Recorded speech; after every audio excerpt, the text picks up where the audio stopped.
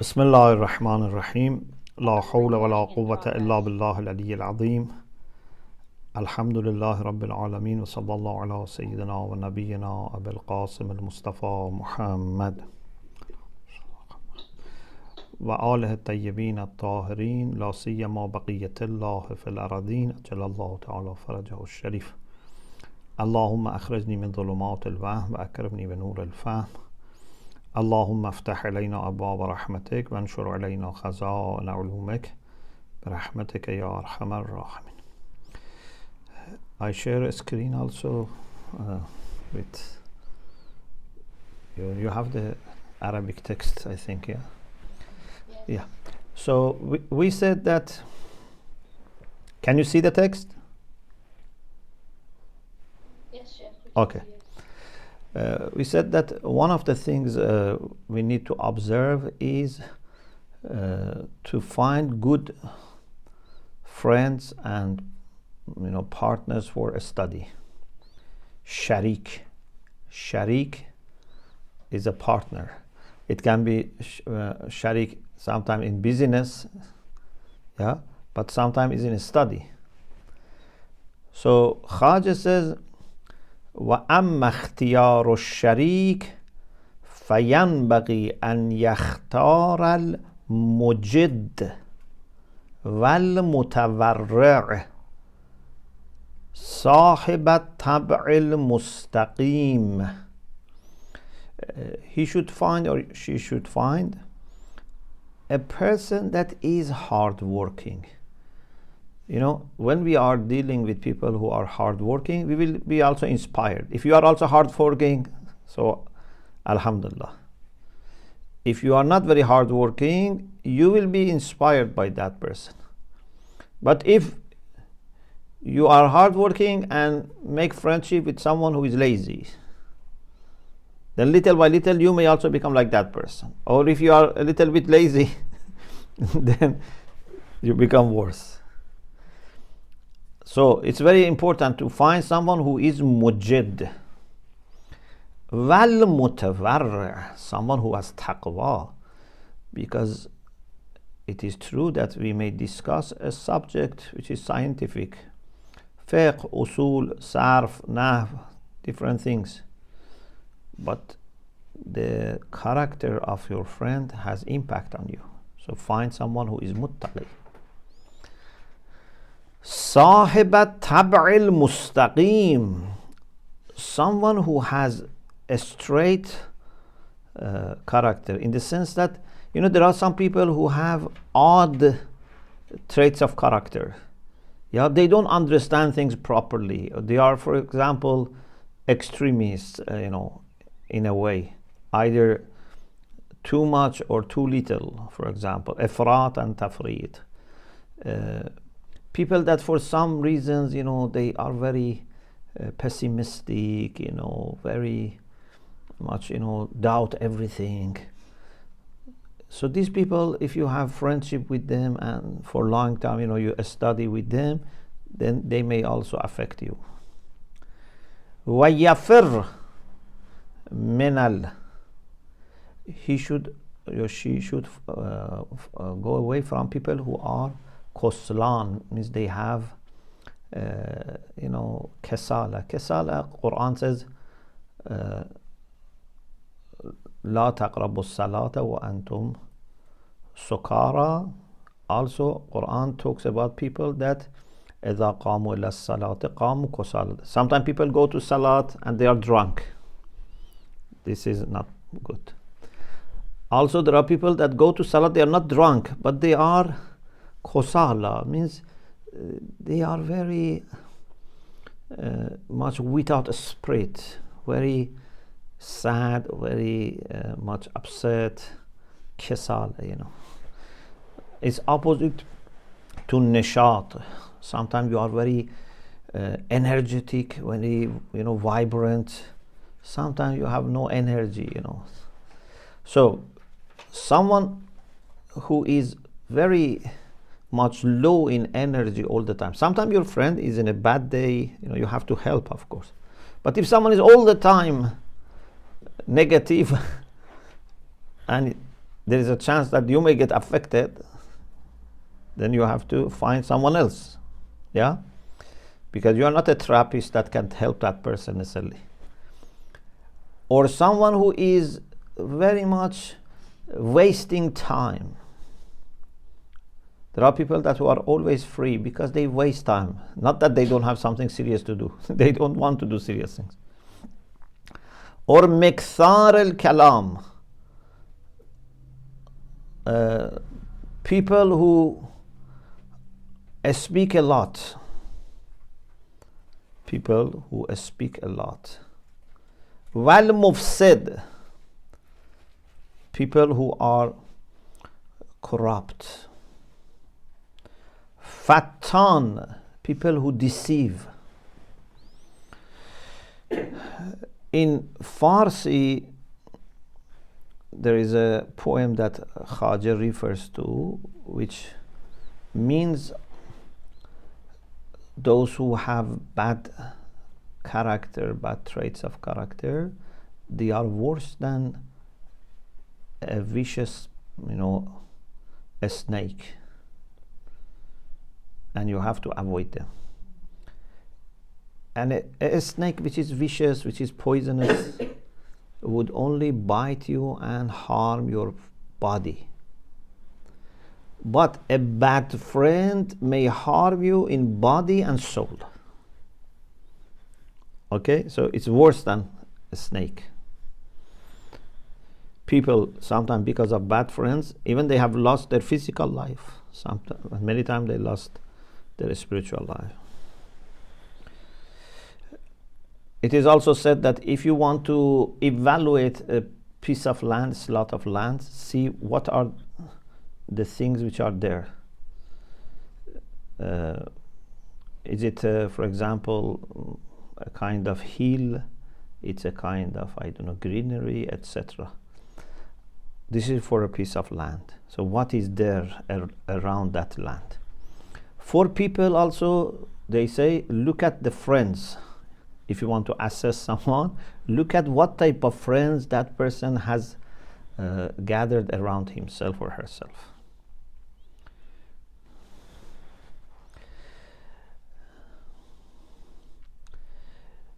This was about choosing friend. Then Khwajah says, وَيَنْبَغِي أَنْ يُعَظِّمَ الْعِلْمِ وأهله بالقلب غاية التعظيم. Must respect and revere knowledge and people of knowledge with heart.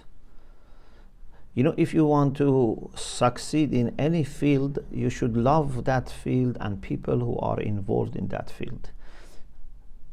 If I hate engineers and engineering, sciences, etc., I cannot become a good engineer. Especially in sciences which are related to religion, it's very important to love these people who are involved there, as students, as scholars, as writers. And it is said that al-hurmatu khayrun min at-ta'ah. Respect is better than obedience. Sometimes you may obey someone, but in the heart you hate them. This is not good spiritually. If you are in an army, in a company, they just want you to do the job. They cannot investigate your heart. Of course, if they were able to investigate, maybe they would say, you don't like us, go away. But normally they don't investigate what is your heart. You just do things and they are happy.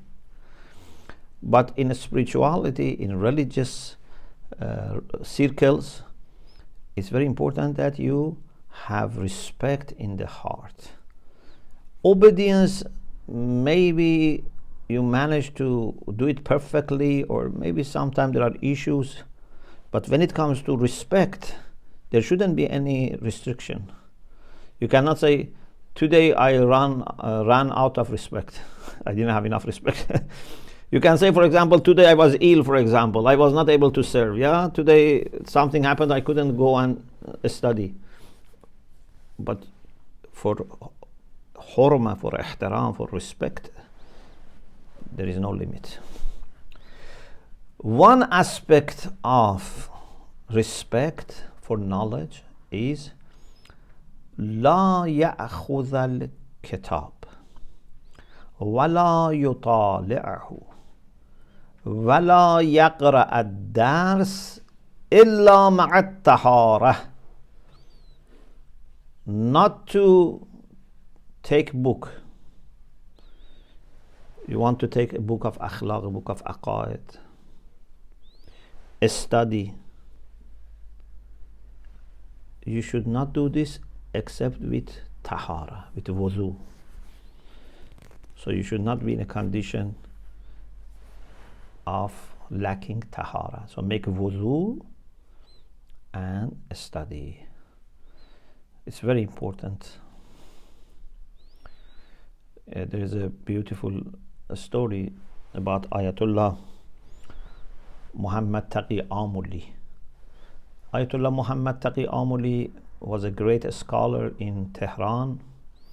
He was a teacher of many ulama like Ayatollah Jawadi Amuli, Ayatollah Hasan Zade Amuli. And he had studied in Najaf, and his spiritual teacher was Ayatollah Qazi Tabatabai. Once he had some questions and had not told Ayatollah Qazi Tabatabai. He had 3 questions. One was why Ayatollah Qazi spent so much time in Wadi Salam. You know, there is a cemetery, Wadi Salam in Najaf, famous. And Ayatollah Qazi was frequently going there and spending lots of time in Wadi Salam. This other question was, he was wondering whether he should go to Tehran and end his study and start, you know, helping people, or should continue being in Najaf and studying Najaf. And the third question was, in his room where he was studying, so sometimes he was, you know, sleeping, for example, or he was using what we call kursi. You know kursi? So kursi is like a desk. They put some, you know, blankets on it, and in the winter they put something inside because they couldn't make the whole room warm. So they put, you know, some coals or, you know, some later there were electric ones under this desk, and then they put their feet under this. So in Iran was very popular. Still maybe in some cold places they do it. So he was wondering, when he is stretching his legs and there are books which are not on the floor but, for example, on the shelves, but his legs are pointing to that direction, would this be disrespectful or not? So he went to his teacher and he had these questions, 3 questions in mind. Why Ayatollah Qazi spends so much time in Wadi Salam, whether I should go back to Tehran to start my, you know, job as alim, or should continue my study, and whether it's disrespectful to stretch my legs to the direction that there are books. So when he went to his ustad without anything, he didn't say anything. His teacher gave him answer about whether he should go to Tehran or not, and about the books, which is about our discussion. He said, this is disrespectful. Don't stretch your leg towards the books. And then he was surprised how my ustad knew my questions. And then he said, this is because of going to Wadi Salam. So he gave answer to the 3rd question. So he was spending hours in Wadi Salam reflecting. So books are to be respected.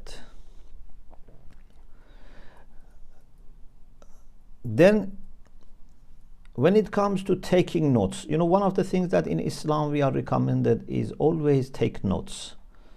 Hadith says, you know, that qayyidul ilma bil kitaba. Knowledge can escape. If you want to keep it, you must write it down. So always you should have pen, paper, or, you know, I don't know, computer, whatever, to take notes. Never trust your memory. If you have a very good memory, don't say, you know, listening once is enough. Maybe you remember for a few days, few months, but later when you need, you don't remember. And sometimes maybe you have it in memory, but something has to trigger it. When you read the notes, then it brings to your mind. So writing notes are very important. But the advice here is not to write it anyway. Learn good handwriting and try to write with good handwriting. Of course, nowadays people maybe, you know, write more with computer, which is okay, but there is still a benefit and blessing in handwriting. Yeah, it seems when you write with your hand, you are more connected with that. Even, you know, some years ago I had this question in my mind, and I discussed with some people, even with some Christian friends, and I said, it seems to me that reading Quran from a mushaf, which is on paper, is better than reading on the screen of a computer. I cannot say it's 100%, but this is the way I, you know, feel. Because on the screen, anything can come and go. It's not permanent. But when you have it on a paper and it's written with hand or with, you know, machine, it is permanent. Means this is dedicated to the Quran. It's always there.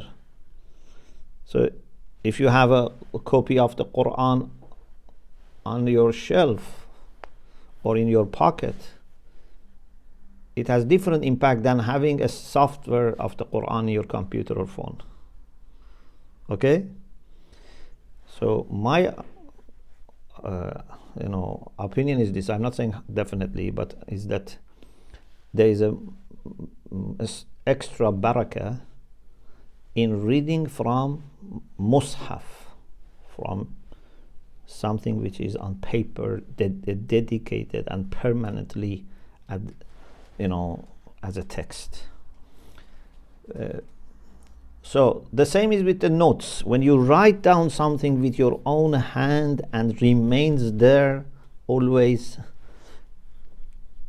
and even if you are not there, it's there, it has different barakah than putting a file in computer.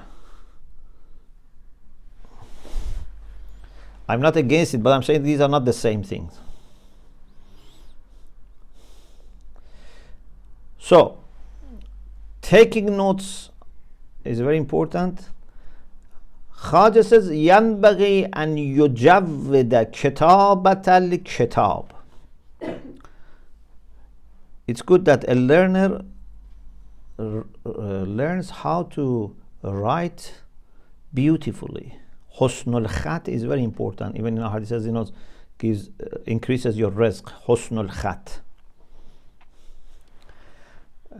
I just remembered a funny story. I had a friend. We used to go from Qom to Tehran to study, you know, Western philosophy. And both of us were Tálaba, and we studied in Qom, but we used to do also Western philosophy in Tehran. And he had a very good handwriting. His handwriting was very beautiful. So one day outside the building of our faculty, it was exam time, you know, after. So I told him, part of your good marks is because of your handwriting, because the teachers, when they read the paper, they give you better marks.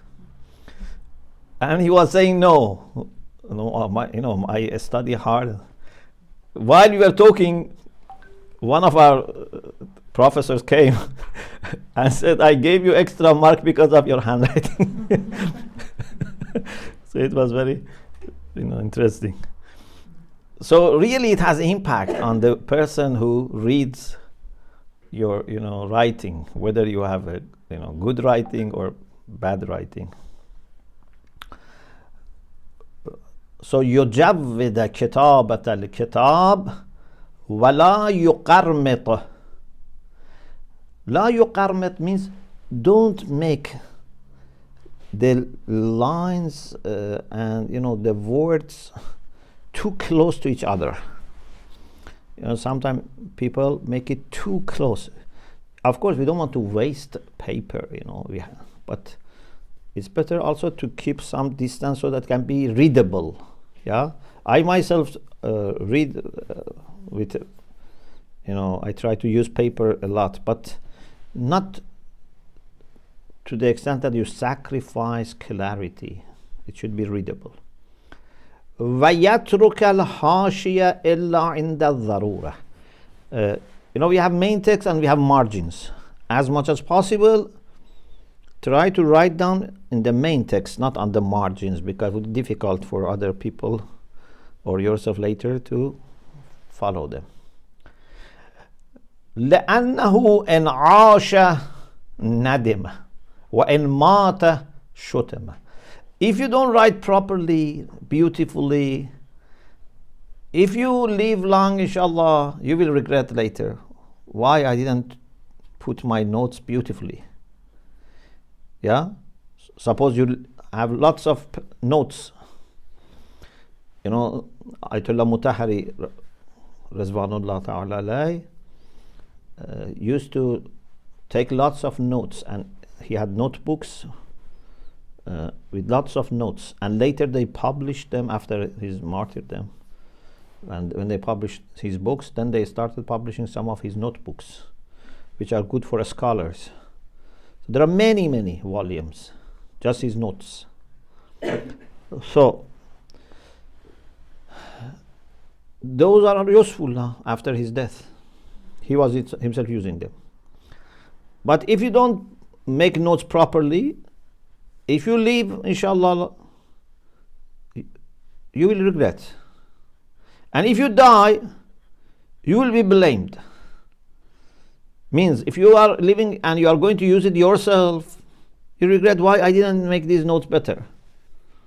For example, also something so important is that there's a beautiful point or hadith you write, but if you add the reference later, you can quickly find it. If you don't add reference later, you regret, why I didn't put it.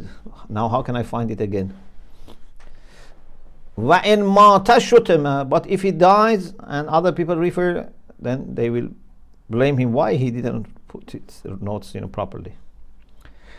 وَيَنْبَغِي أَنْ يَسْتَمِعَ الْعِلْمِ بِالتَّعظِيمِ وَالْحُرْمَةِ لَا بِالِاسْتِهَانَةِ. When you listen to knowledge, it should be with respect, not with underestimating and humiliating. It has impact. When your heart respects the scholar and knowledge and you are humble, you better understand. If you are arrogant and disrespectful, then you miss truth. Understanding the truth needs humbleness and openness, and this is coming when you have respect. Unfortunately, in modern education, maybe they don't say these things. Actually, whether you like or you hate the author of the book doesn't make difference. Maybe you are learning physics, whether you like this person or you don't like this person. But for us, it's different. We say you have to be appreciative of the scholars, and you have to be open and humble. What type of science you have to choose? We had the discussion before, but again here we emphasize that you must ask your teacher. لا يختار نوعا من العلم بنفسه.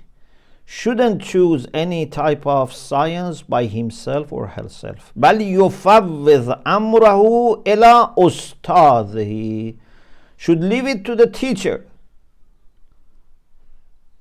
لأن الأستاذ قد حصل له التجارب في ذلك عند التحصيل.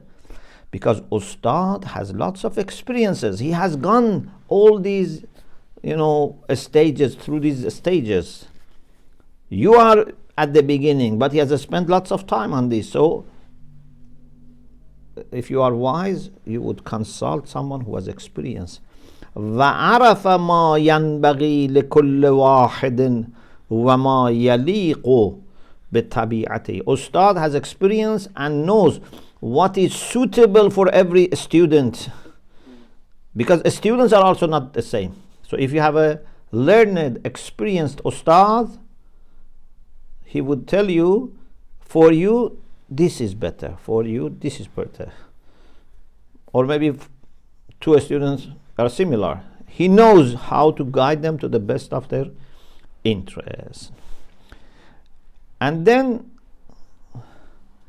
he says,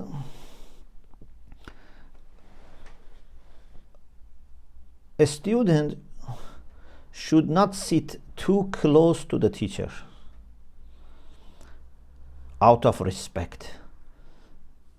ينبغي لطالب العلم أن لا يجلس قريبا من الأستاذ عند السبق بغير ضرورة، بل ينبغي أن يكون بينه وبين الأستاذ قدر القوس لأنه أقرب إلى التعظيم. Suppose you go to the lecture room, to the classroom, and you are one of those people who have gone earlier. So you can go and sit in the front.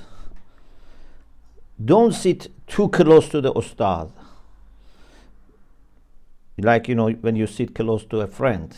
Of course, we are talking about when there is no issue of mahram and na-mahram. With na-mahram, of course, we sit away. But I'm saying, even if you are two men, for example, or two women,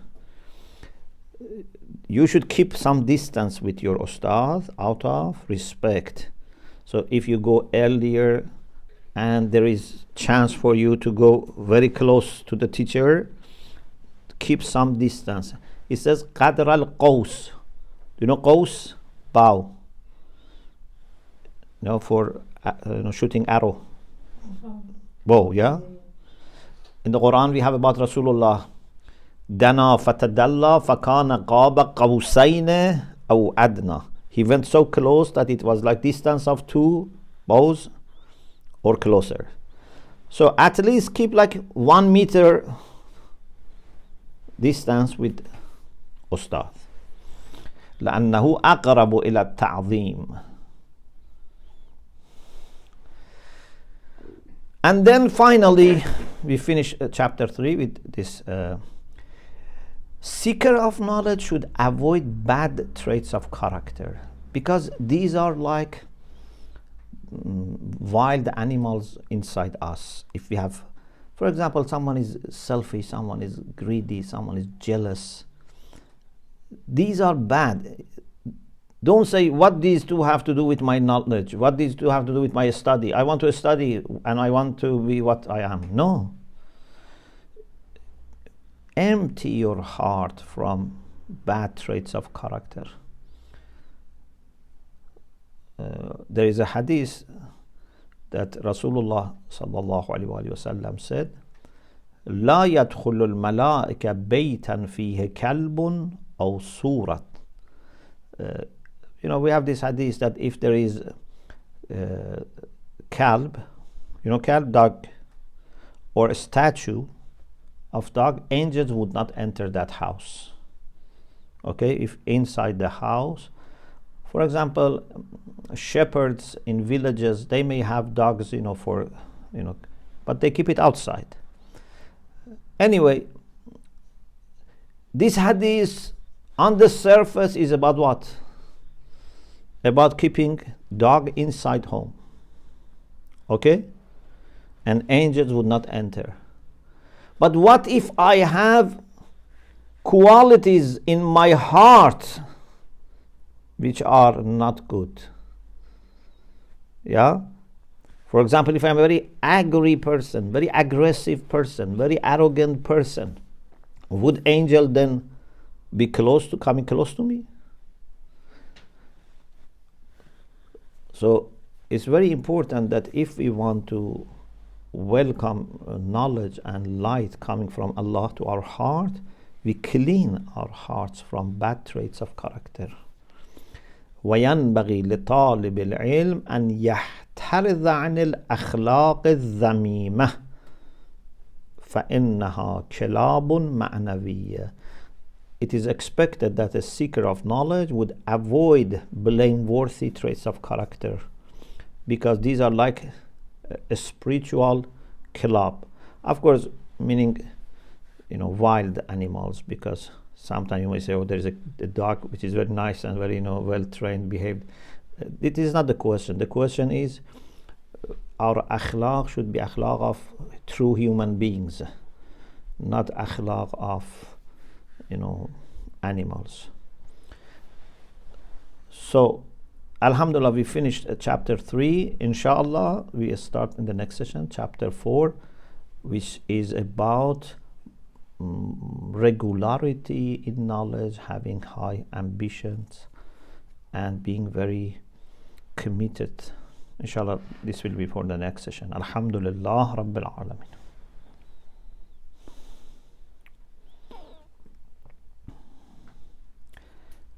Do any of the sisters have any questions for Sheikh? Assalamu alaikum. I have a quick question. Alaykum assalam wa rahmatullah. Bismillah. I was wondering, what kind of exam questions should we expect? Inshallah, I will give you maybe 4 or 5 questions, and you write like Recording stopped. a paragraph. Okay, thank you. You're welcome. Any question?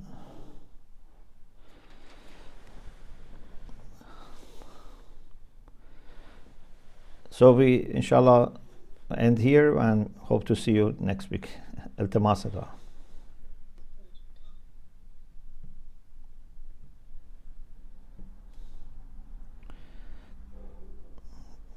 Do you have a question?